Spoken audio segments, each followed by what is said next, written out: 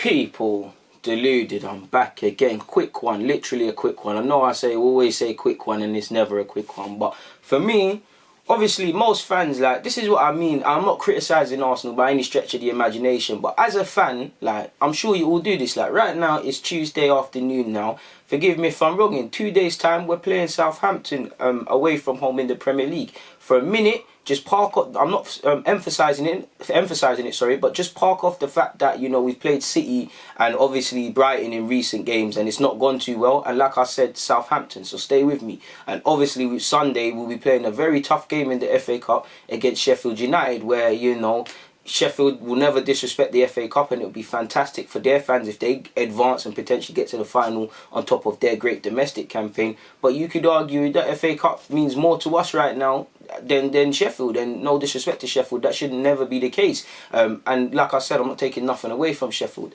but the point of this is, yeah, like I said, I'm pretty sure we all, like, if I was one of these players now, I'm not saying they don't want to improve, they're not trying to learn any of these things, but the last two games have not gone well now, yeah. It sounds cliche, but every game is a cup final. I was screaming that a few weeks ago. You might as well carry on with that mentality. But, you know, we're finished in terms of if we can have a positive season. The FA Cup could be decent for Arteta. First trophy in his career as a manager. Obviously winning it as an Arsenal player, and the first to do it as an Arsenal player / manager in my lifetime, or if that's ever happened, would be good. Obviously you've got the Sakas and Martinellis and these sort of young players that, you know, that could be their significant bit of trophy in their career so far. And what I like is that it gives people a taste. What I was hoping with the 2015 and 2014 and what was it, 2017 when we beat Chelsea, or whenever that was, that some of these players would want to get a taste and think, alright, cool, no disrespect, the FA Cup is calm, but imagine what the Prem feels like. Imagine what Champs feels like. And I know Arsenal are a long way away from definitely winning Champions League, let alone Premier League. But that's the sort of mentality you should have. You should always aspire to be that. Do you get it, people? And for me, I just hope these players are sitting there with this mentality of thinking, okay, cool, we've disgraced ourselves. My pride as a player has been hit because of these last two games. We've got Southampton away, third away game since Project Restart, third time where, you know, people probably didn't expect us to lose. I don't want to travel up there with all these COVID-19 measures making travel harder and losing and getting myself handed to myself and being disgraceful. It comes down to pride. Like Brighton, you know what, the game's gone, we can't harp on about it, but you threw it away. City, you weren't in it, and as good as, well, we was in it, to be fair with you, up until they scored and individual mistakes. But, you know, City, cheap goals. You know, City didn't have to work for that win. City didn't have to work for that win. You know, they, between us and Burnley, I think they probably worked harder in the Burnley game. In fact, nah, let me not, like, they smoked Burnley kind of quick. But, you get the point. We've had what's ever happened against Brighton. 2 negative results, you know. My pride is hurting. Fans are dejected now. Fans are still angry, but we're dejected now. We're like, you can't do much worse. Like, we don't have any optimism. So if I'm one of these players, my pride is on the line, and I want to make sure that it's not a case of third time unlucky at Southampton. I don't want to travel all the way up to Southampton and play at St Mary's and get embarrassed. People, I've paused the game. I've got about 70 odd minutes, but I'm actually, you know, I like to watch the teams we played before we play them for the tactics review stuff. Southampton, there are some areas to exploit by Southampton. There are some areas that, if I'm a Southampton fan, I've got confidence against Arsenal, because Southampton, you know, since then, prior to the break, their form in terms of results weren't the best, but since they lost 8 or 9-0 to Leicester, they started patterning up. With Arsenal, Southampton just won 3-0 in the second half, and to be fair with you, Norwich were the better team in the first. Norwich just didn't take their chances. They should be fit. Southampton, for winning 3-0, for obviously seeing what Arsenal has, and with all due respect, they should be looking at Brighton like, if Brighton can win that, you know, they should believe we've got better players. Let's go and smack up Arsenal as well and get 2 wins on the trot since restart. If I'm an Arsenal player, I don't want that to happen. I don't want that to happen. So don't get embarrassed for the third time in the league. In relation to Sunday, that's all some of you can hope for, you know. Ironically, that could be an avenue into Europa League, you know. It's the FA Cup. There's nothing more to play for now. And I hope at least on Sunday you play with a handbrake. But if I'm them, I want to get 6 points. Now, obviously, you don't get points for winning the FA Cup, but it's 2 games in a week. What are you thinking about on this Monday afternoon? What are you thinking about? Sorry, it's Tuesday. What are you thinking about on Monday? You know, when you had time, when the emotion is still raw after losing against Brighton on the Saturday. What are you thinking about on that Saturday evening, in fact? What are you thinking about on the Monday? What are you thinking about on the Tuesday?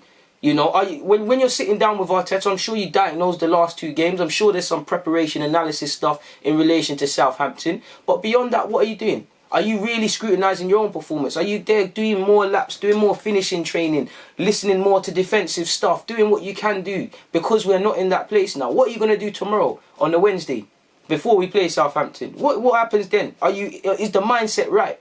Because the mindset is the most crucial thing when we're playing these teams as well. Whether we're conceding, whether we're starting games well, whether we're just, it just all goes down the drain. Mentally, some of you have to look at what you're doing mentally, because there's no fans in the ground now. There's no, the away game, I didn't condone it, but I can understand it. I can say, you know, we have a problem with the 12th man when people support their team. But what is it now? Because there's no fans in the ground. Like, we're playing, like, listen, we've got Norwich at home and we might play the way we're playing, but what is it now? We hear a lot of talking, we don't see a lot of doing, but I do have sympathy for these players psychologically.